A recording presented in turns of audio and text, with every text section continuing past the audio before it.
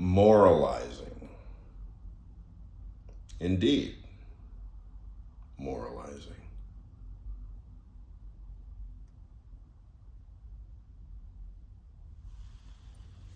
If it's true, and Enrico, you can correct me on this, if James Higginbotham was military police in Vietnam,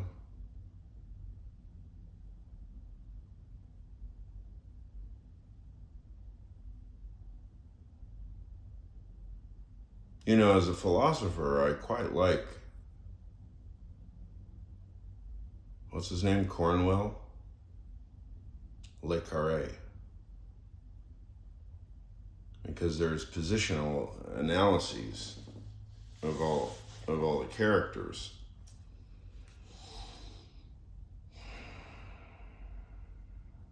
And it quite looks like many everyday situations, despite the fact that we don't like the doubleness of it all.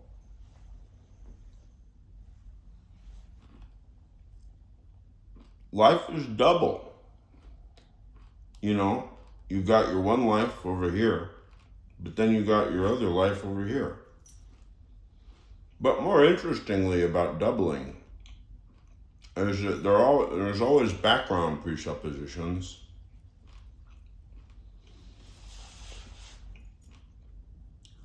Like if you think in the Kantian way, there's a transcendental apperception such that the I thematizes the whole structure of cognition. Every time you say I,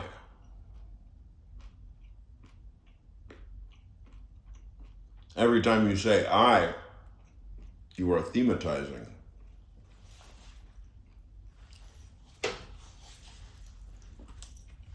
And in fact, moralizing. So what are you hiding? If you are moralizing but you're hiding, what are you hiding? Now, interestingly, Tim Miller seems a little bit puzzled. But I wonder what kind of disciplinary regime he himself grew up in. Because he is married to another man, and they are raising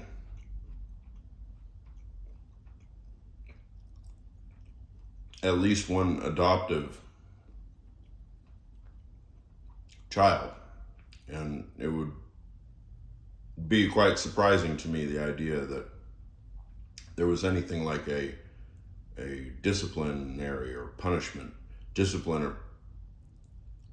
a disciplinary regime in that household. So I could understand why Tim Miller would be a little bit perplexed about the moral failings of our culture. The Jeffrey Epstein case is like such an extreme example of this, and he was the craziest part. One of the most horrid people in the country, going back, at least to COVID, and now these Epstein stuff going back further, is that people don't like to have to hold themselves to moral professional standards. People don't like scolds, you know, and maybe we all have that a little bit in us. Like nobody wants to be the person that's like, oh, I can't do this, go along with this thing because this person is, you know, this other person is so bad, I'm going to wag my finger. And obviously the Jeffrey Epstein case is like such an extreme example of this, and he was one of the most horrid people, you know, in the world, with the scale of his child sex trafficking.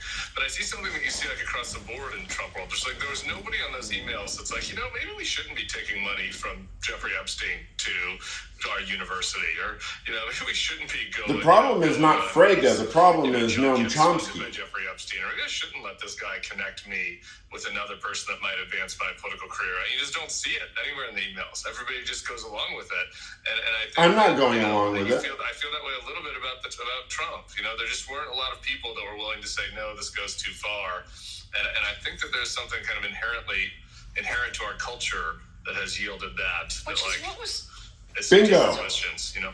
Was Discipline and punishment. with Mike Bohich. That's inherent to our Indiana, culture. with state senators who voted no. But nobody will ever name What was it. done with Donald Trump's meanness, using the R word. He just found it just a bridge too far. He had enough. And the reason why I thought he was such an interesting person to talk to is you just so rarely hear that. Somebody who's not going to go along with what's going and with what's happening in a political party, especially the Republican Party. I was listening to a great podcast today. Tim Miller was the host of the podcast. He was talking to David French. Second only to the podcast I heard between Tim and Susan last week.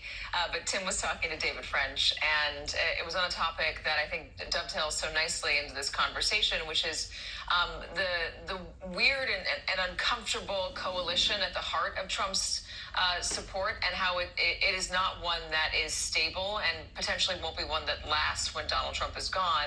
He mentions Tennessee 7 and the fact that In fact, Afton Bain came so close if to Noam Chomsky losing terribly. I mean, she only lost by 9 points instead of 22 points, which Donald Trump won that district by. is But paying I also attention, bring in what happened you in- will in realize, Indiana. Noam Chomsky, And that this is the an example of bedfellows traditional Republicans saying no are strange to indeed, a desire of Donald Trump's to redistrict. because you are And then driven the, straight into the arms of Republicans, President Donald going James after those traditional Trump. Republicans, John threatening Trump. them, Jim sometimes Trump. physically, bullying them, and it completely backfired. Yeah. I just think It's all that backfiring both now. sides show how he's Noam in a different Chomsky. political moment now from the past couple of weeks. That you mentioned that with Indiana. As The you mentioned, whole this comes from the colonialist more traditional Massachusetts establishment Institute of party. Technology, I wouldn't say establishment anymore. I guess Phallic, the establishment, the pre-MAGA establishment, logicism and these Indiana of Republicans, philosophy and from linguistics. behind the scenes, rebuffed him.